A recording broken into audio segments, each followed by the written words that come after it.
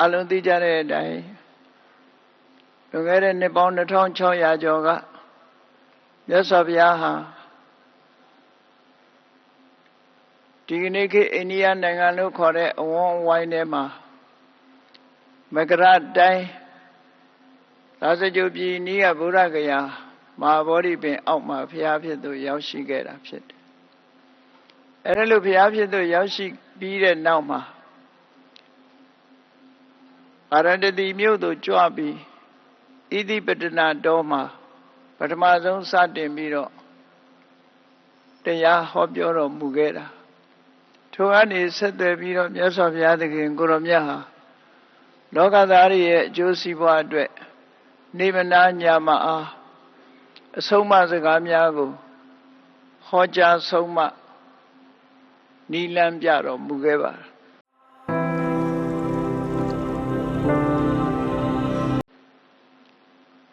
ဟိတေဘဝတ္တနေနအာဟိတာသနိဝတ္တနေနလို့ဆိုတဲ့အတိုင်းမြတ်ဗုဒ္ဓဟာ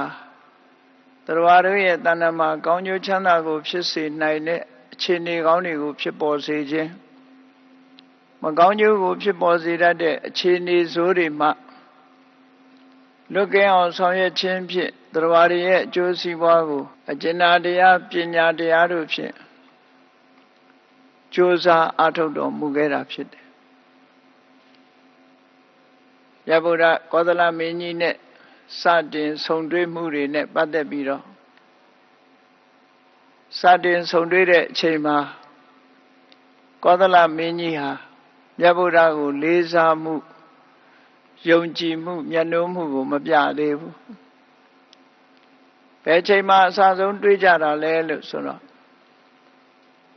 မြတ်စွာဘုရားရာဇဂြိုလ်မြို့မှာသတင်းသုံးနေတဲ့ခိုက်ရာဇဂြိုလ်မြို့ကိုကောသလတိုင်းတာဝတိမြို့ကနေပြီးတော့ကုံရောင်းကုံဝယ်ကိစ္စနဲ့ရောက်သွားတဲ့သူထတ္တလို့ခေါ်တဲ့အနာရဘိန်တထေးကမြတ်စွာဘုရားနဲ့တွေ့ဆုံပြီးမြတ်စွာဘုရားတရားနာရလို့အလွန်ကြည်ညိုသရာပွားများသောတပန်ဖြစ်သူရောက်ပြီးတဲ့အခါမြတ်စွာဘုရားကိုကောသလတိုင်းသို့ကြွလာဖို့တာဝတိမြို့သို့ကြွလာဖို့ဆိုတာပင်လျောက်ခဲ့ပြီးတာဝတိမြို့မှာစေတမင်းသားရဲ့ဥယျာဉ်ကြီးကိုငွေကြေးဒဏမြောက်များစွာပေးပြီးတော့ဝယ်ပြီးစေတော်အကြောင်းတော်ကြီးကိုဆောက်လုပ်တာမြေဝယ်တဲ့အခါမှာတာမန်တန်ဖိုးနဲ့ဝယ်ရတာမဟုတ်ပဲနဲ့မြေအတိုင်းတာလိုက်ငွေရင်းကားတွေအစွန်ချင်းထိအောင်မြေကြီးမြေလွှာပေါ်မှာခင်းပြီးတော့ရေတွက်လိုက်တဲ့အခါမှာ18ဂရေသောဥစ္စာတွေအတိုင်းတာပမာဏရှိတဲ့မြေဈေးနဲ့စေတော်အကြောင်းတော်ကြီးဆောက်လုပ်လှူဒန်းမှုဝယ်ယူခဲ့ရတာဖြစ်တယ်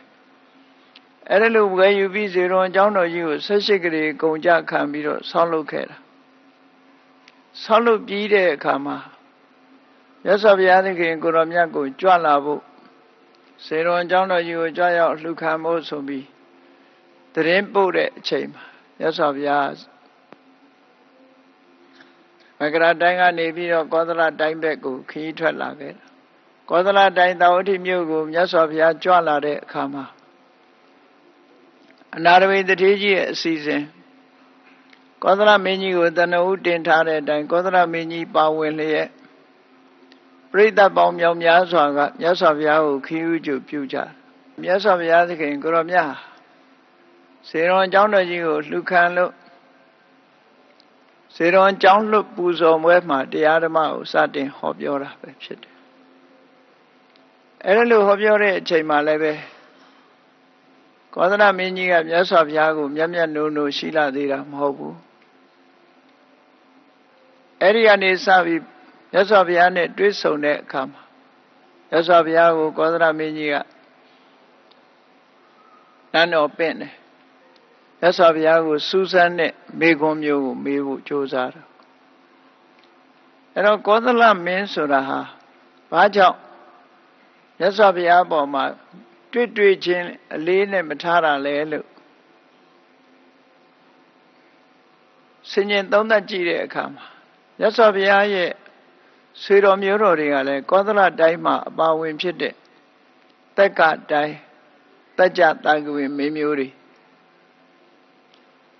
အဲ့ဒီမှာကောသလမင်းကြီးကကောသလတိုင်းနဲ့ကာတိတိုင်းနှစ်တိုင်းလုံးကိုအိုဆိုတဲ့ဧကရေဘုရင်အာနာပါဝါစီးစိမ်ဥစ္စာအုပ်ချုပ်မှုအာဏာတွေနဲ့ပတ်သက်လာလို့ရှင်ကောသလမင်းကြီးကအလွန်ကြီးမားတဲ့ပေါ့တိုင်းနှစ်တိုင်းကိုအုပ်စိုးထားပြီးတော့တက္ကတိုင်းကကပိလဝတ်ဆိုတာမြို့နယ်လေးအသေးလေးတစ်ခုမြဖြစ်ုံမြမကမြတ်စွာဘုရားကိုယ်တိုင်မိန့်ကြားခဲ့တဲ့သုတ္တန်တစ်ခုမှာတာဂိဝေနေဟာကောသလမင်းကြီးရဲ့အနုယန္တလို့ခေါ်တဲ့အယံမင်းနေမြတာဖြစ်တယ်အဲ့တော့မြတ်စွာဘုရားအပေါ်မှာတိုင်းငယ်ပြည်ငယ်ကနေပြီးတော့သူ့ကိုဝန်းရံကြရတဲ့နိုင်ငံတွေကဖြစ်ပေါ်လာတဲ့ပုဂ္ဂိုလ်ဆိုပြီးတော့ကောသလမင်းကြီးကပထမဥစ္စာမှာအလေးနဲ့ထားဖို့မရဘူးမြတ်စွာဘုရားကိုပင့်တယ်အဲ့ဒီချိန်မှာမြတ်စွာဘုရားရဲ့တတ်တော်ဟာလည်းအလွန်ငယ်သေးတယ်ပေါ့40အတွင်းအရွယ်လေးဖြစ်နေတယ်ကောသလမင်းနဲ့မြတ်ဗုဒ္ဓတို့ဟာတတ်တော်ရွယ်တော်ချင်းတူကြဒါကြောင့်မို့ဓမ္မစရိယသုတ်တံမှာကောသလမင်းကြီးကနောက်ဆုံးနေ့မြတ်စွာဘုရားကိုလျှောက်ထားတဲ့စကားလေးတစ်ခုရှိတယ်ဘဂဝါပိအာတိတိကောအဟံပိအာတိတိကောအရှင်ဘုရားလည်းအသက်80ရှိပြီတပည့်တော်လည်းအသက်80ရှိပြီဆိုတဲ့နောက်ဆုံးနေ့မှာအလေးအမြတ်ပြုပြီးတော့မြတ်စွာဘုရားကိုယုသိသမှုပြုသွားတယ်အဲ့ဒါကိုထောက်ထားရင်ကောသလမင်းနဲ့မြတ်ဗုဒ္ဓတို့ဟာတက်တော်ရွယ်တူဖြစ်တယ်တက်တူရွယ်တူဆိုတော့ကောသလမင်းကလည်းမင်းတို့မှာရှိတဲ့မာမနာတွေစီစိန်ဥစ္စာတွေယာရုအာဏာတွေကြောင့်မြတ်စွာဘုရားပေါ်မှာသိပြီးတော့အလေးနဲ့မထားတဲ့သဘောလည်းရှိတယ်ပထမဆုံးမေးလိုက်တဲ့မေးခွန်းကထေရိုးကြီးမေးတဲ့မေးခွန်းမျိုးကိုသူမေးလိုက်တယ်ဘဝံပိနောဂေါရမောအနုတ္တရံသမ္မာသမ္မောဒိအဘိတံဗုဒ္ဓောတိပฏิသနာတိအရှင်ဂေါရမလည်းပဲအမြတ်ဆုံးသောသဗ္ဗညုတဉာဏ်တော်ကြီးကိုသိရှိသူရရှိထားသူလို့ဝန်ခံတဲ့ပုဂ္ဂိုလ်ဖြစ်ပါသလားဆိုမေးခွန်းမေးအရှင်ဂေါရမလည်းဘုရားလိုဝန်ခံတဲ့ပုဂ္ဂိုလ်ပဲလားလို့အဲ့တော့သူစကားကိုထောက်ထားကြည့်တဲ့အခါဒီမေးခွန်းဟာတကယ်ဘာသာရေးခေါင်းဆောင်ကြီးတွေတရားဓမ္မကိုဥဆောင်ပြီးတော့ဟောပြောတဲ့ပုဂ္ဂိုလ်တွေနဲ့တွေ့တဲ့အခါမှာမေးလေးမေးထားရှိတဲ့သူ့ရဲ့မေးခွန်းပဲမယုံကြည်လို့မေးတဲ့မေးခွန်းမျိုးဖြစ်လာတယ်မြတ်စွာဘုရားကလည်းပွင့်ပွင့်လင်းလင်းတင်းတင်းမာမာပဲပြောလိုက်တယ်ယဟိတံမဟာရာဇသမ္မာဝရမနောဝရိယအနုတ္တရံသမ္မာသမ္မောဒိအဘိဓမ္မုဒ္ဓောတိသဗ္ဗညုတဉာဏ်လို့ဆိုတဲ့ဗုဒ္ဓဖြစ်ကြောင်းသဗ္ဗညုတဉာဏ်တော်ကြီးကိုသိသူဆိုတာငါသာလင်ဖြစ်တယ်လို့မြတ်စွာဘုရားကလည်းတင်းတင်းမာမာပြန်ပြီးတော့ပြောတယ်အဟံဟိမဟာရာဇအနုတ္တရံသမ္မာသမ္မောဒိအဘိဓမ္မုဒ္ဓောတဲ့မှန်တဲ့ငါဟာအမြတ်ဆုံးသောသဗ္ဗညုတဉာဏ်တော်ကြီးကိုထိုးတွင်သိပြီးဖြစ်တယ်လို့ရှင်းရှင်းလေးဝန်ခံပြောကြားလိုက်တာကောသလမင်းကြီးကသိပြီးတော့လက်မခံခြင်းနဲ့အမူအရာနဲ့မြတ်စွာဘုရားကိုပြန်လျှောက်တယ်ယေပိတေဘောဂောရမသမဏဗျမနာတန်ခိနောခဏီနောတကယ်ကိုနောက်ကတပည့်ပရိသတ်တွေမြောင်များစွာနဲ့အများကတကယ်သူတော်ကောင်းကြီးလို့သမုတ်ထားတဲ့တတ်တော်ရွယ်တော်တွေချီးရင်ကြတဲ့နောက်လိုက်နောက်ပါပရိသတ်အလွန်များတဲ့ဘာသာရေးခေါင်းဆောင်ကြီးတွေပုရဏကသဘာတို့မက္ခလိဂောသလာတို့အဇိတကေတကမလသင်္ဆယပေလတ္ထဗုဒ္ဓပကုဒ္ဓကိစ္ဆယနာနိဂန္ဓနာတဗုဒ္ဓဆိုတဲ့အလွန်နာမည်ကြီးပြီးတော့အလွန်ထင်ရှားတဲ့ တက်ကြီးဝါကြီးပုဂ္ဂိုလ်တွေတောင်မှပဲတပည့်တော်ကကိုတော်တို့ဗုဒ္ဓလို့ဝန်ခံသလားလို့ဆိုရင်သူတို့ကတောင်ဝန်မခံရဲဘူးတဲ့ကိုတော်ကအသက်ကလည်းငယ်ငယ်ရှိသေးတယ်ယဟန်ဘဝရောက်တာလည်းပဲဘလောက်မှမကြသေးဘူးဘာဖြစ်လို့ဝန်ခံရသလဲအပေါ်စီးနဲ့သူကဒီလိုပြောတာဘာဖြစ်လို့ဝန်ခံရလဲအဲ့ဒီလိုဘာကြောင့်ပြောတာတုံးလို့ဆိုတော့မြတ်စွာဘုရားမပွင့်ခင်အနှစ်1000လောက်ကလေးအကျိုးပြီးတော့လူလောကမှာဗုဒ္ဓကောလဟလဆိုတဲ့ကြိုတင်သတင်းထွက်ပေါ်နေမှုတွေဖြစ်တယ်အဲ့ဒီသတင်းကိုစတင်ပြီးတော့ဘယ်သူတွေကလွှင့်ကြတာတုံးလို့ဆိုတော့တာမန်ပုဂ္ဂိုလ်တွေကလွှင့်တာမဟုတ်ဘူးသုဒ္ဓဝါဒဗြဟ္မဘုံမှာရှိကြတဲ့သုဒ္ဓဝါဒဗြဟ္မာကြီးတွေကနေနောက်အနှစ်1000ကြာတဲ့အခါမှာလောကမှာဗုဒ္ဓဆိုတာပွင့်ပေါ်လိမ့်မယ်အလွန်ထူးခြားတဲ့ပုဂ္ဂိုလ်မြတ်ပေါ်ထွန်းလာလိမ့်မယ်ဆိုတဲ့ဗုဒ္ဓကောလဟလကြိုတင်ပြီးတော့သတင်းလွှင့်ထားတာဖြစ်တယ်အဲ့ဒီကြိုတင်ပြီးတော့သတင်းလွှင့်ထားတာကိုလူလောကမှာသတင်းပြန့်နှံ့နေတဲ့အတွက်ကြောင့်မင်းလောင်းပေါ်လိမ့်မယ်ဆိုတဲ့သတင်းကြောင့်မင်းလောင်းတွေဟိုနားကပေါ်ဒီနားပေါ်ဆိုတာလိုပဲဗုဒ္ဓပေါ်ထွန်းလိမ့်မယ်ဆိုတဲ့သတင်းကြောင့်သူကလည်းဗုဒ္ဓငါကလည်းဗုဒ္ဓဆိုပြီးတော့အပြိုင်ဗုဒ္ဓဆိုတဲ့ပုဂ္ဂိုလ်တွေပေါ်ထွန်းလာခဲ့ကြတယ်။အဲကြောင့်မို့ပုရဏကသဘာကလည်းသူဟာအနုတ္တရသမ္မာသမ္ဗောဓိဆိုတဲ့အမြတ်ဆုံးသဗ္ဗညုတဉာဏ်တော်ကြီးကိုရရှိသူဖြစ်တယ်။မဂ္ဂလိကောသာလည်းအမြတ်ဆုံးသဗ္ဗညုတဉာဏ်တော်ကြီးကိုသူရထားပြီးသားဖြစ်တယ်ဆိုတာကိုလူထုပရိသတ်ကြားမှာဝန်ခံပြောကြားနေကြတဲ့အချိန်ဖြစ်လာတယ်ပေါ့အဲ့ဒီအချိန်မှာကောလဟလသတင်းဆိုတာဟိုလိုလိုဒီလိုလိုနဲ့ဟိုကပြောဒီကပြောဗုဒ္ဓဆိုတဲ့ပုဂ္ဂိုလ်တွေလည်းအမျိုးမျိုးပေါ်ထွန်းလာတော့ယုံကြည်မှုသိပြီးတော့မရှိကြဘူးပေါ့ဒါကြောင့်ကောသရမင်းကြီးကလည်းပုရဏကသဝတို့မဂ္ဂလိကောသလတို့ဆိုတဲ့တကယ်တက်ကြီးဝါကြီးပုဂ္ဂိုလ်တွေကဗုဒ္ဓလို့တောင်းဝန်ခံပြောကြားနိုင်ခြင်းမရှိဘူးဆိုတာကိုသူထောက်ပြ။ဘာဖြစ်လို့သူဒီလိုထောက်ပြတာတုံးဆိုတစ်ချိန်တုန်းကသူ့ရဲ့နန်းတော်ကိုပုရဏကသဗမဂ္ဂလိကောသလတို့ကိုအသီးသီးဗုဒ္ဓလို့ဝန်ခံတဲ့ပုဂ္ဂိုလ်တွေကိုနန်းတော်ပင့်မှုတယ်။ပင့်လာပြီးတဲ့အခါမှာဒီမေးခွန်းမျိုးကိုမေးတာအရှင်ဘုရားဗုဒ္ဓလို့ဝန်ခံပါသလားသဗ္ဗညုတဉာဏ်တော်ကြီးရတယ်ဆိုတာကိုအရှင်ဘုရားဝန်ခံပါသလားလို့အဲ့ဒါလို့မေးတဲ့အခါမှာဘုရင်ကြီးရဲ့မေးခွန်းတိုက်ရိုက်တင်းတင်းမာမာမေးတာဖြစ်သောကြောင့်ပုရဏကသဗ္ဗစတဲ့ဘာသာရေးခေါင်းဆောင်ကြီးတွေဟာဝန်မခံရဲကြတာနဲ့သူတို့ဝန်မခံပါဘူးလို့ပဲဖြေဆိုပြီးဘုရင်ရှေ့မှာဝန်မခံပါဘူးလို့ဖြေဆိုသွားကြအားလုံး6ဦးစလုံးကတညီတဲ့ဗုဒ္ဓမဟုတ်ပါဘူးဆိုတော့ဖြောင်းချက်ပေးသွားကြအဲ့ဒီဖြောင်းချက်ပေးထားတာကိုကောသလမင်းကြီးကသူကိုယ်တိုင်ကြုံတွေ့ထားတယ်ပေါ့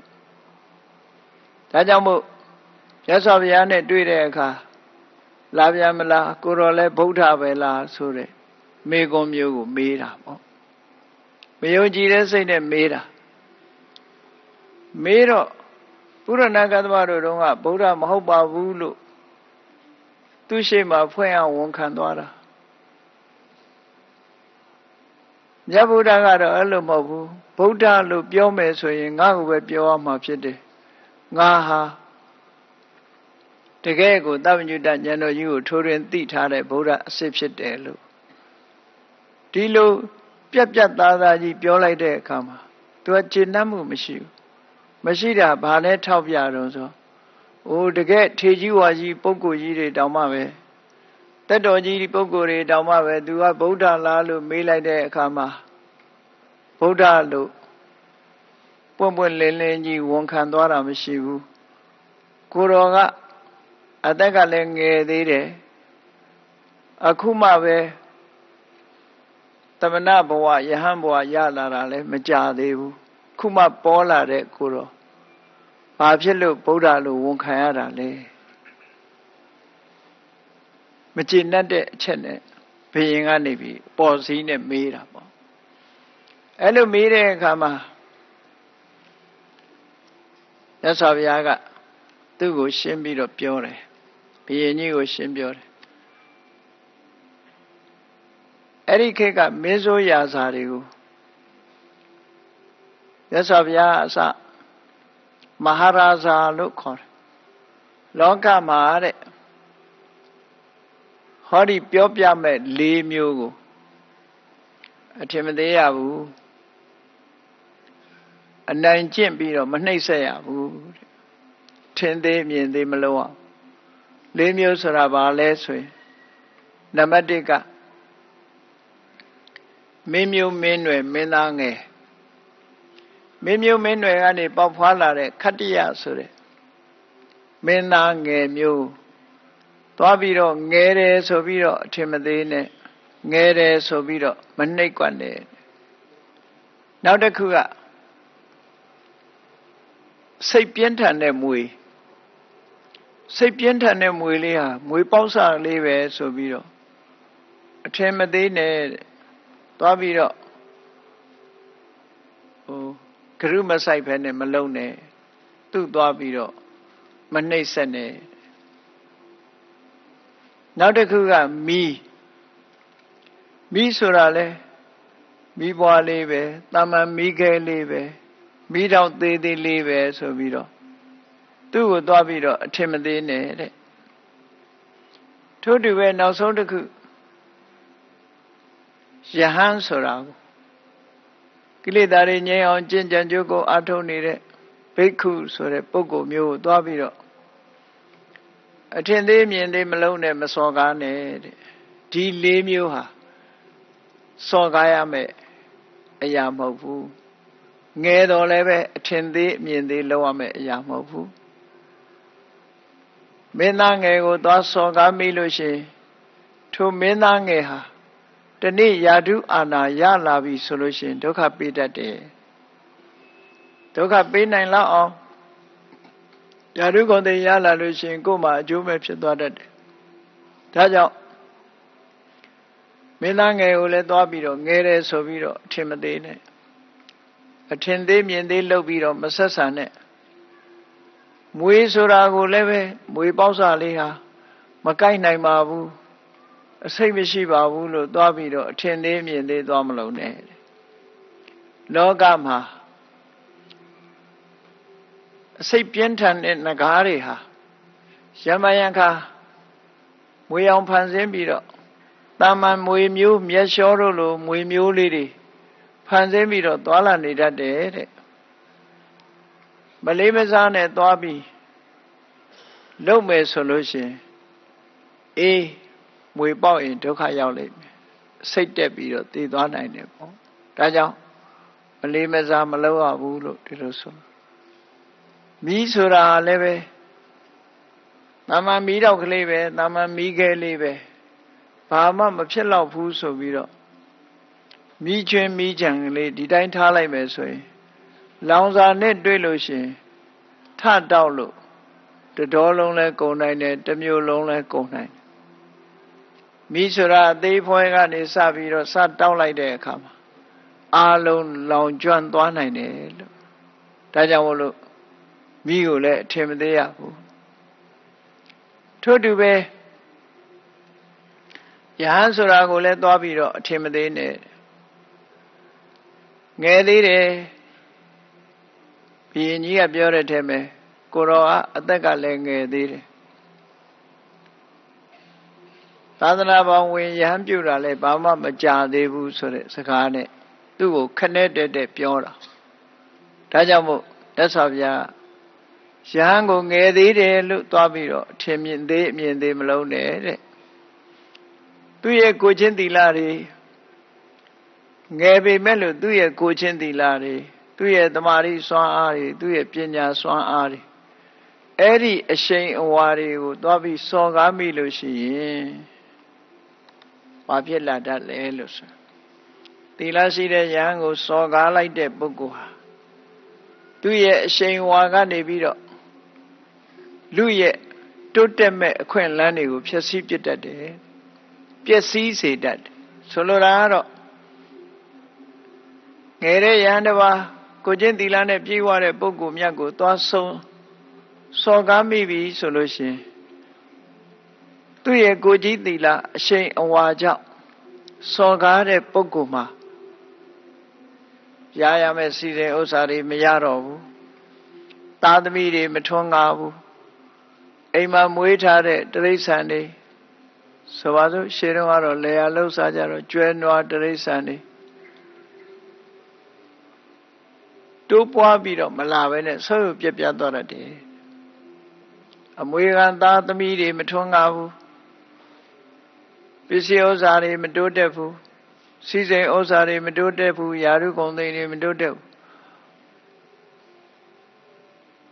ဒီသူ့ရဲ့သီလအရှိန်ကြောင့်စော်ကားမိတဲ့ပုဂ္ဂိုလ်မှာအဲ့ဒီလိုအခြေအနေမျိုးတွေကြုံတွေ့ပြီးတော့နောက်ဆုံးမှာအမွေခံသားဆိုသမီးဆိုမဖြစ်ပဲနဲ့တူတဲ့တယောက်တည်းထန်းကုတ်တူကြီးအတက်မပေါက်တော့သလိုပဲပျက်စီးဆုံးမသွားတတ်တယ်စော်ကားမိလို့ရှိရင်တစအညွန့်တုံးသွားတတ်တယ်လူညွန့်တုံးသွားတတ်တယ်လို့ဒီလိုဆိုတာတခြားနည်းနဲ့သီလရှိတဲ့ပုဂ္ဂိုလ်ကဒုက္ခပေးတာမဟုတ်ဘူးမိမိလုပ်ခဲ့တဲ့ပြစ်မှုအကုသိုလ်ကနေပြီးသူ့ကိုဒုက္ခပေးတဲ့အခါမှာသီလရှိလေသူဒုက္ခရောက်လေဥပမာဘာနဲ့တူတော့ဆိုရင်ကြောက်တုံးကြီးကိုခေါင်းနဲ့တိုက်တဲ့ပုဂ္ဂိုလ်ဟာ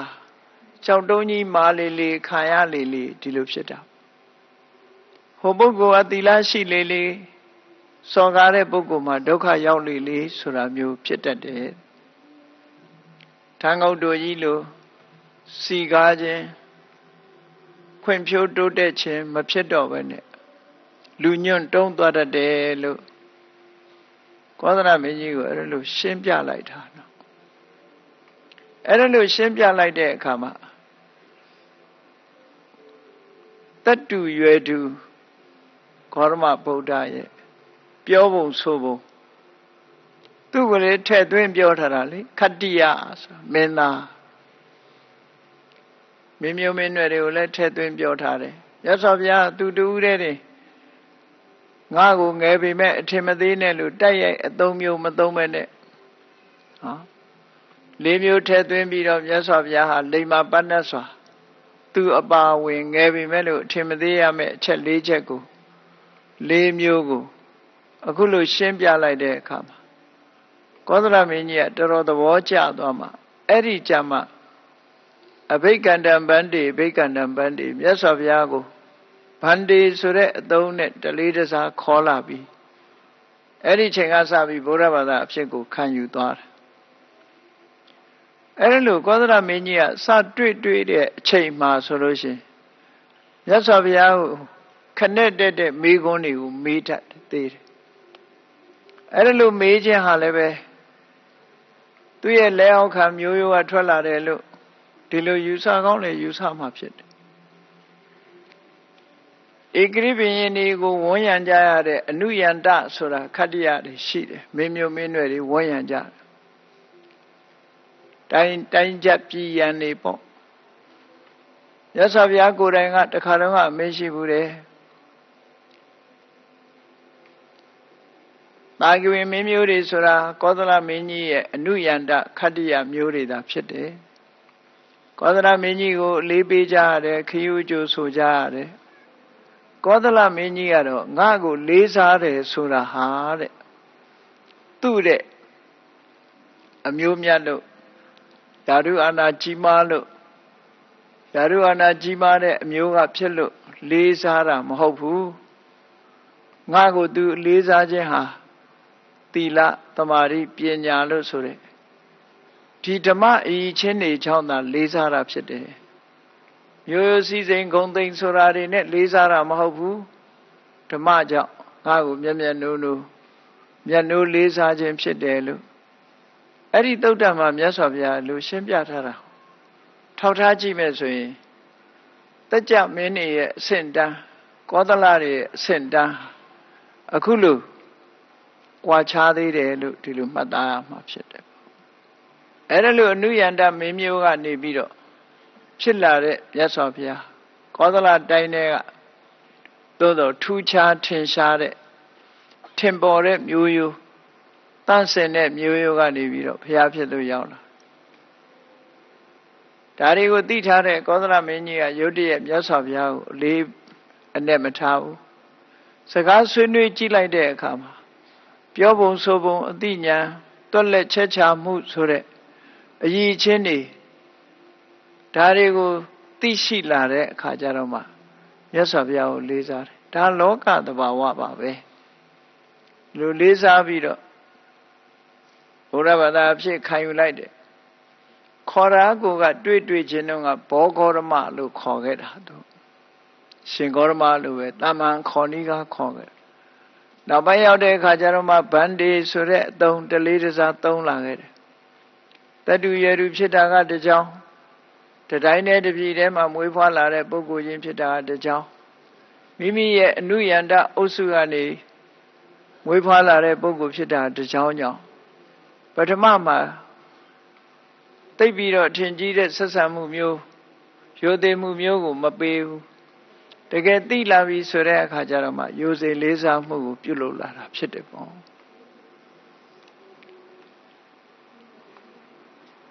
ကောသလမင်းကြီးနဲ့ဗေမိသာရမင်းတို့ရဲ့ကြွားခြားချက်ကတော့ဗေမိသာရကတော့ဘုရားလောင်တောထွက်ပြီးတော့ရာဇဂြိုဟ်မြို့ရဲ့ဆွမ်းခံဝင်တာကိုရုတ်တရက်မြင်လိုက်တရားကနေပြီးတော့တမန်တော်တွေကိုဆစ်လွတ်ပြီးအဲ့ဒီပုဂ္ဂိုလ်နောက်ရောက်ခံလိုက်ခိုင်းပြီး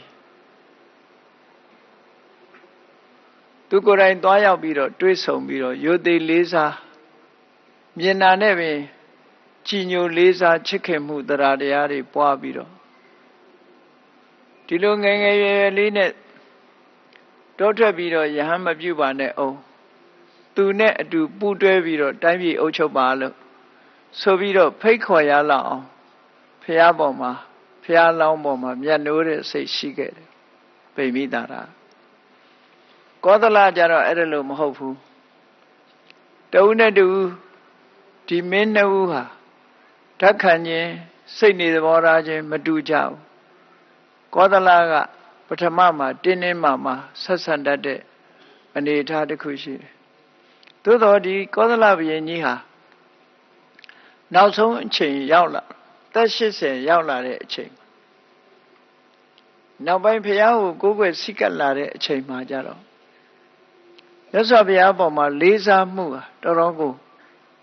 တိတိတသာတိုးတက်များပြားလာခဲ့တာဖြစ်တယ်။တမန်အပြင်သူလေးစားတာမဟုတ်ဘူးသူဘုရားကိုလေးစားရခြင်းရဲ့အကြောင်းတွေကိုသူကိုယ်တိုင်လက်တွေ့တာရကတွေနဲ့ဘုရားကိုလျှောက်ထားဘူးတဲ့ပေါ့လက်တွေ့တာရကပြပြီးတော့မြတ်စွာဘုရားကိုလျှောက်ထားတာအဲနောက်ဆုံးတွေ့တဲ့အချိန်မှာဓမ္မစရိယသုတ်တံလို့ဆိုတဲ့အထဲမှာသူလျှောက်ထားတာမြတ်စွာဘုရားကိုသူလေးစားတဲ့အချက်တွေထဲမှာသူဟာတိုင်းပြည်အုပ်ချုပ်တဲ့ဘုရင်မင်းဖြစ်တော်လဲသူနောက်လိုက်ဘုရားတွေပြိဿတ်တွေနဲ့စကားပြောတဲ့အခါမှာအလုံးရဲ့လေးစားမှုကိုမခံရဘူးတခါတလေသူပြောနေတဲ့အထဲမှာအမတ်တွေဝန်ကြီးတွေကဝင်ရောက်ပြီးတော့ပြောဆိုတာဆွတ်ဖက်တာမျိုးတွေကြုံခဲ့ရတယ်အဲဒီတော့ကမြတ်စွာဘုရားကိုလျှောက်တဲ့ရှင်ဘုရားတဲ့တပည့်တော်ဟာအာနာပိုင်ဖန်နိုင်စီနိုင်တတ်နိုင်ဖြတ်နိုင်တဲ့အာနာပိုင်ပုဂ္ဂိုလ်ဖြစ်တဲ့နဲ့တပည့်တော်စကားပြောနေတဲ့အခါဟဲ့ဝင်မပြောကြနဲ့ဆိုလဲပြောကြတယ်တဲ့တပည့်တော်လေးစားမှုပါအရှင်ဘုရားလောက်မရဘူးဆိုတဲ့အချက်ကိုရှောက်ရသော်ဘုရားကြတော့သူကိုယ်တွေ့ပြောပြတယ်ယဟန်တန်ခါ400 1000ရသော်ဘုရားတရားဟောနေတဲ့အချိန်ရသော်ဘုရားကြွရောက်နေထိုင်နေတဲ့အချိန်မှာဆိုရင်အဲ့ဒီယဟန်တော်တွေဟာတုတ်မြမလှုပ်ကြဘူးအမှန်တမ်းငြိမ်သက်တယ်တဘာနဲ့တဘာတူတူစကားပြောတာလည်းမရှိဘူးခြေချင်းဆက်ချင်းချောင်းဟန်ချင်းဆိုတာတွေလည်းမရှိဘူးတခါတော့ငါတဲ့တပည့်တော်ကိုယ်တွေလေးတစ်ခုပြောပြမယ်ဆိုရင် ရဟန်းတော်တစ်ပါးကချောင်းဟန်းလိုက်တယ်ချောင်းဆိုးခြင်းလို့ချောင်းဟန်းလိုက်တဲ့အခါမှာအနိနာကိုတော်တစ်ပါးအသာလေးဒူးလေးနဲ့တို့ပြီးတော့အရှင်ဘုရားအတန်မပြုတ်နဲ့မြတ်စွာဘုရားတရားဟောနေတယ်တိတ်တိတ်နေပါလို့တတိပေးတာကိုအမှတ်မထင်သူတွေးလိုက်ရတယ်ပေါ့အဲ့လိုလောက်ထိအောင်အရှင်ဘုရားရဲ့ပရိသတ်တွေဟာလိမ္မာယဉ်ကျေးကြတယ်ဆိုတာကိုဒီအကြောင်းတွေကြောင့်မို့လို့မြတ်စွာဘုရားကိုသူသိလေးစားတယ်ဆိုတဲ့အကြောင်းနောက်ပိုင်းကျတော့ထုတ်ဖော်ပြောဆိုတာနောက်တစ်ခါသူ့ရဲ့သူဆန်စာသူလာကယူထားတဲ့ဣတိဒတ္တနဲ့ပုရဏဆိုတဲ့အမတ်ကြီးနှစ်ယောက်အဲ့ဒီအမတ်ကြီးနှစ်ယောက်အကြောင်းကိုလည်းပဲတစ်ချိန်တုန်းကကောသလမင်းကမြတ်စွာဘုရားကိုလျှောက်ထားဘူးတယ်တူကတဂရကံတူကအနာက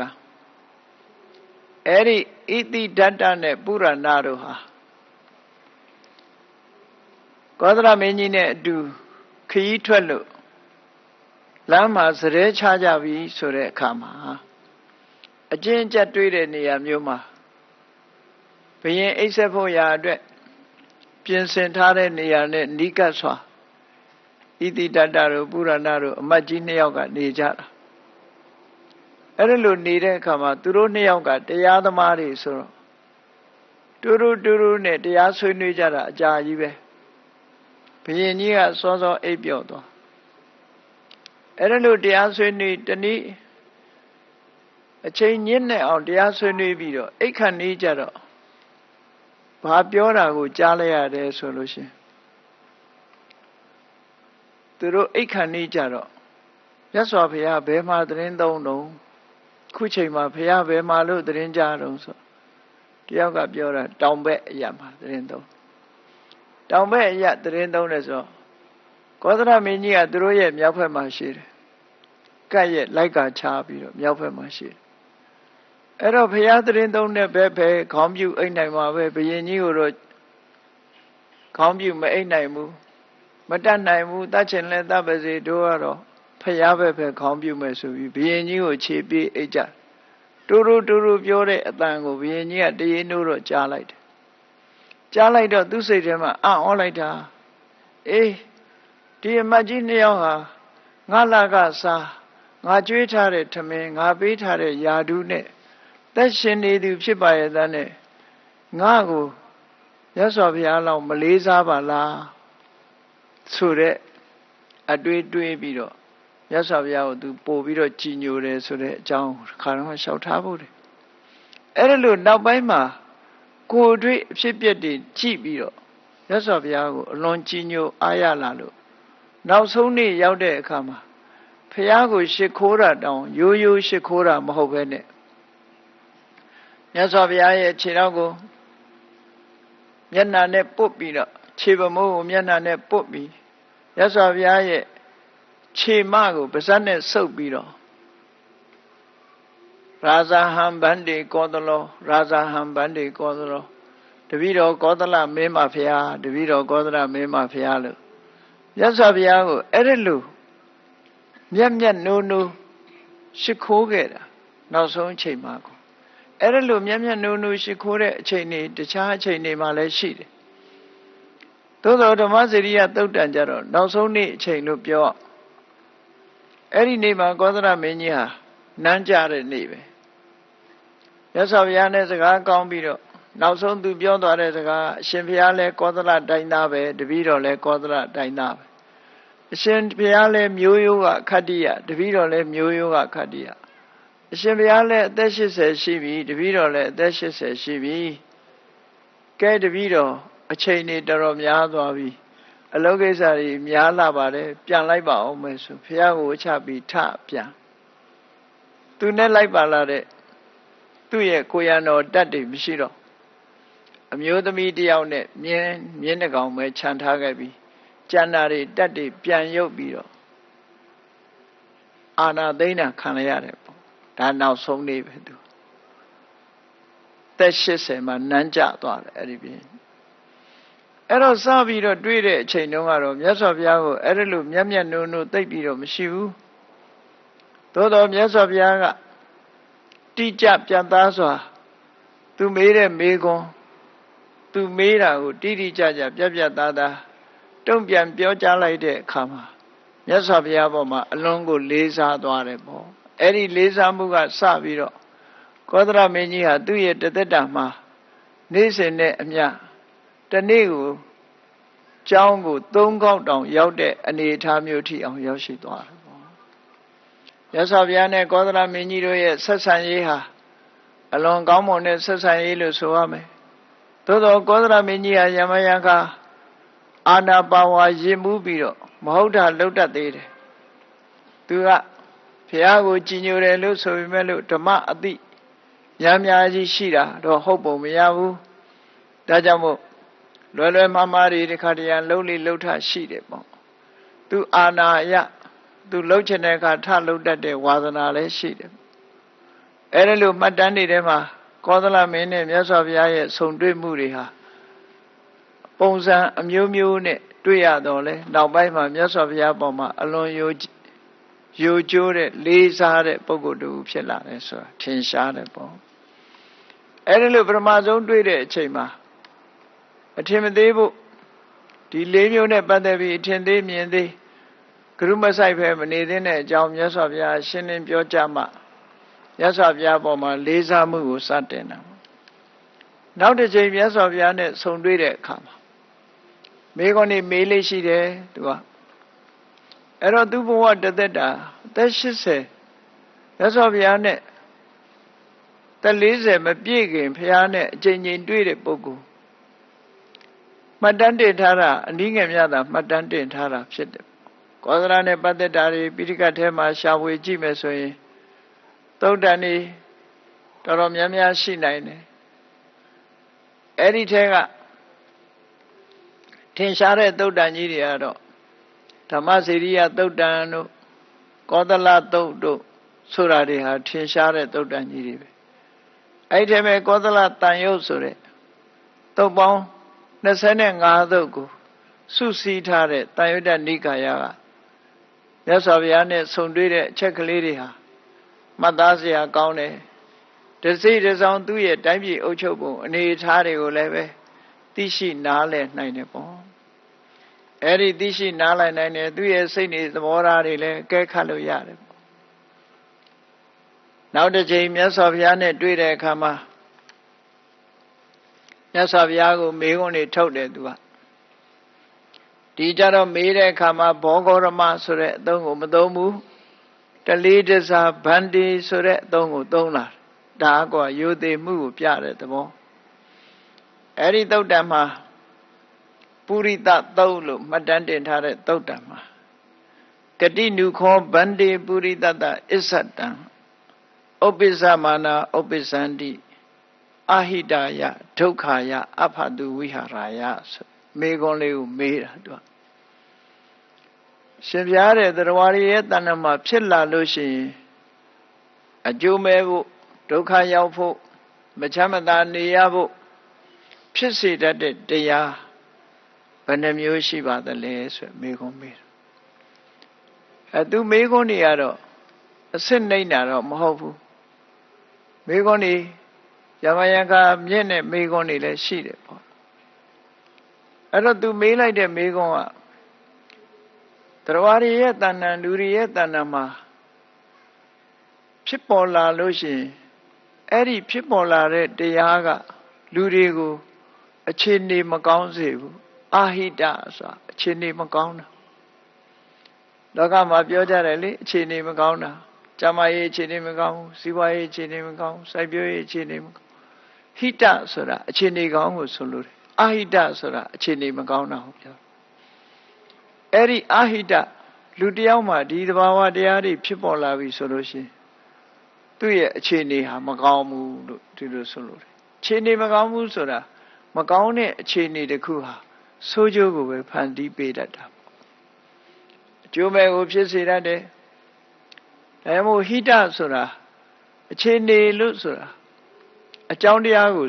ဆိုလို့တယ်ပေါ့စိုက်ပျိုးရေးလုပ်ဖို့အခြေအနေကောင်းဆိုတာဘာပြောတာတော့မြေကောင်းရေကောင်း မိုးလေမှန်ကန်တာဒါစိုက်ပျိုးရေးအတွက်အခြေအနေကောင်းလို့ဆိုတာအဲ့ဒါလို့ပေါ့အခြေအနေကောင်းဆိုတာဟာလှုပ်လို့ကင်လို့ဖြစ်တဲ့အနေအထားတစ်ခုကိုရည်ညွှန်းတာအဲ့ဒါကိုဟိတလို့ခေါ်တာအခြေအနေမကောင်းဘူးဆိုရင်အဟိတဆိုပါစို့လူတယောက်ကြီးပွားတိုးတက်ဖို့အတွက်ဒီလူကကိုချင်းသီလတွေပြက်ပြားနေတယ်အသောစားတွေအကစားတွေများနေတယ်ဒုစရိုက်တွေနဲ့အချိန်ကုန်နေတယ်ဆိုရင်အခြေအနေမကောင်းဘူးလို့ပြောဆင်းရဲဒုက္ခရောက်ဖို့အတွက်ဖြစ်လာမှာဖြစ်တယ်အဲ့ဒါမျိုးကိုအဟိတလို့ခေါ်တာလူတွေစားတဲ့အစာတစ်ခုဟာကျန်းမာမှုကိုထိခိုက်စေလို့ရှိရင်အဲ့ဒီအစာဟာအဟိတဒါမို့ဟိတဆိုတာဟာသူကအကြောင်းတရားကိုဆိုလိုတယ်အဟိတဆိုတာလေအကြောင်းတရားဟိတဆိုတာအကြောင်းတရားဟိတရှိမှဒုက္ခဆိုတာဖြစ်တယ်ဟိတမရှိဘူးအဟိတဆိုလို့ရှိရင်ဒုက္ခကိုဖြစ်ပေါ်စေတတ်တယ်ဒါကြောင့်မို့ဝိပင်္ဂမူလတ္တိကကျမ်းမှာဆိုလို့ရှိရင်ရှင်းရှင်းလေးဖော်ပြထားတဲ့ဟိတနဲ့ဒုက္ခကိုတွဲဖက်ပြီးဒုက္ခကာရဏံဟိတံ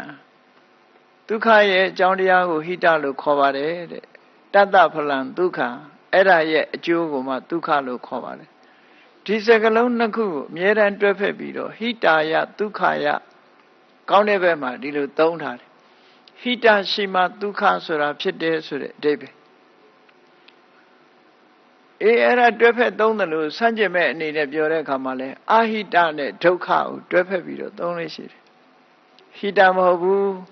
ခြေနေတွေယိုယွင်းတယ်ဆိုရင်နောက်ကလာမှဒုက္ခပဲပြဿနာတွေလာမယ်ဆင်မပြေမှုတွေလာလိမ့်မယ်အဟိတယဒုက္ခအဖတုဝိဟာရယမချမ်းသာချမ်းချမ်းသာသာမနေနိုင်ဖို့အတွက်လူတွေရဲ့တဏ္ဍာမှာတဲ့ဖြစ်ပေါ်လာလို့ရှိရင်အခြေအနေမကောင်းမှုကိုဖြစ်ပေါ်စေတယ်ဒုက္ခကိုဖြစ်ပေါ်စေတတ်တယ်ချမ်းသာလွယ်ကူနေထိုင်မှုကိုမဖြစ်စေတတ်ဘူးဆိုတဲ့တဘာဝတရားဘယ်နှမျိုးရှိပါသလဲဆိုတဲ့မေးခွန်းကိုသူမေးတာအဲ့ဒါလို့မေးတဲ့အခါမြတ်စွာဘုရားက၃မျိုးရှိတယ်ဆိုတာကိုရှင်းပြတယ်အဲ့ဒီ၃မျိုးကဘာတွေလဲလို့ဆိုရင်လောဘဒေါသမောဟဒီနေရာမှာလောဘဆိုတဲ့သဘာဝတရားဖြစ်ပေါ်လာလို့ရှိရင်အခြေအနေမကောင်းဘူးဆိုတာဘယ်လိုအခြေအနေမကောင်းတာအခြေအနေမကောင်းရင်ဒုက္ခဆိုတာဘယ်လိုဖြစ်တာလဲ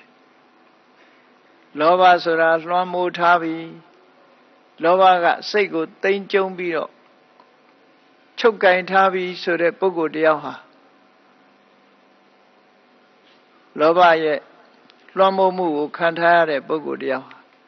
လောဘရဲ့တိုက်တွန်းမှုကြောင့်သူများပစ္စည်းကိုရယူဖို့ကြိုးစားလာတယ်နောက်ဆုံးမှာလောဘကြောင့်သူများတဲ့တတ်ခြင်းကိုကြိုးစားလာတယ်ဒုစရိုက်အလုပ်တွေလုပ်ဖို့ကြိုးစားလာတယ်ကြိုးစားလို့ဒုစရိုက်မှုကိုပြုလိုက်ပြီးဆိုတဲ့အခါမှာ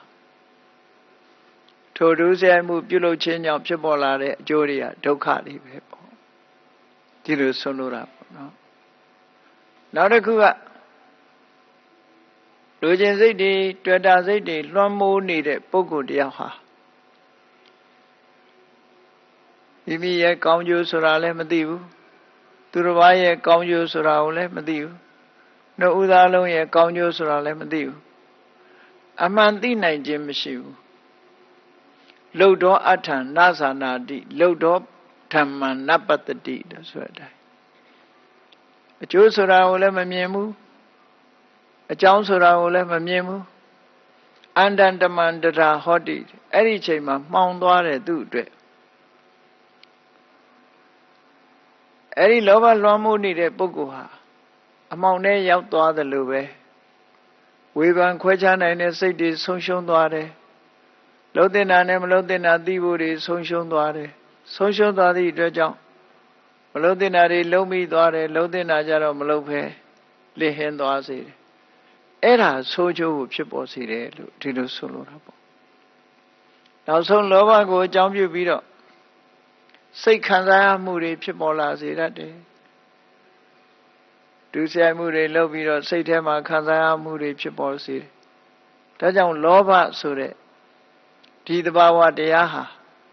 ဘုသူတဏ္ဍာမှာပဲဖြစ်လာတဲ့ပုဂ္ဂိုလ်လောဘဖြစ်ပြီဆိုတာနဲ့တပြိုင်နက်ဒီပုဂ္ဂိုလ်ရဲ့ဉာဏ်မြင်တွေဟာဆုံးရှုံးသွားတယ်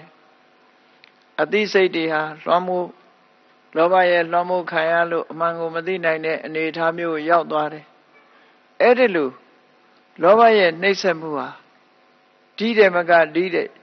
လောဘကြီးထွားလာရင်ဒီတယ်မကဒုက္ခကိုဖြစ်ပေါ်စေတယ်လို့ဒီလိုမြတ်စွာဘုရားလောဘဆိုတဲ့တရားဟာတရားတူရဲ့တဏ္ဍာမှာဖြစ်ပေါ်လာပြီဆိုလို့ရှိရင်ကြောင်းကျိုးကောင်းဆိုးသိနိုင်စွာမရှိတော့ဘူးတဲ့အသိဉာဏ်တွေဆုံးရှုံးသွားတယ်ဒီလိုဆိုလို့ထို့တူပဲ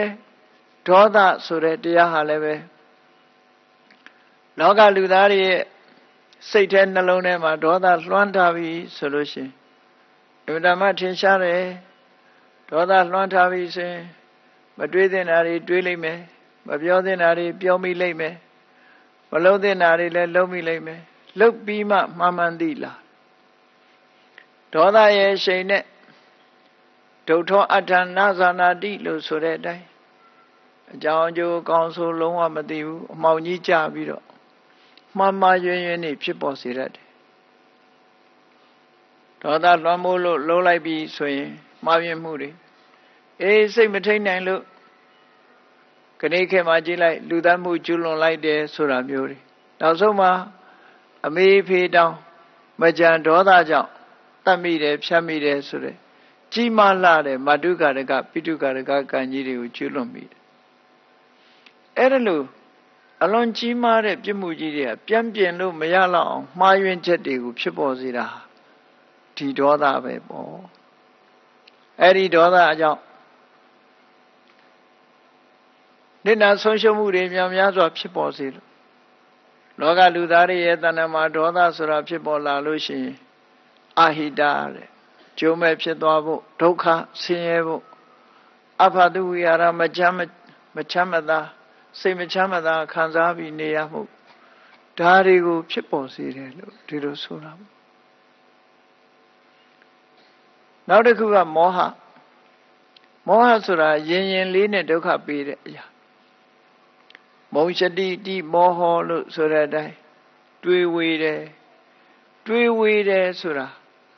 အမှန်ကိုမဆုံးဖြတ်နိုင်တဲ့အနေအထားတစ်ခုလှုပ်တဲ့နာနဲ့မလှုပ်တဲ့နာခွဲခြားမသိပဲနဲ့မလှုပ်တဲ့နာကိုလှုပ်တဲ့နယ်လို့ထင်နေတယ်လှုပ်တဲ့နာကိုမလှုပ်တဲ့ဘူးလို့ထင်နေတယ်ဒါကိုတွေးဝေနေတယ်လှုပ်ရမယ့်အရာမလှုပ်ရမယ့်အရာမသိနိုင်တာတွေးဝေနေတွေးဝေပြီးတော့မှားယွင်းနေလှုပ်ပြီးဆိုရင်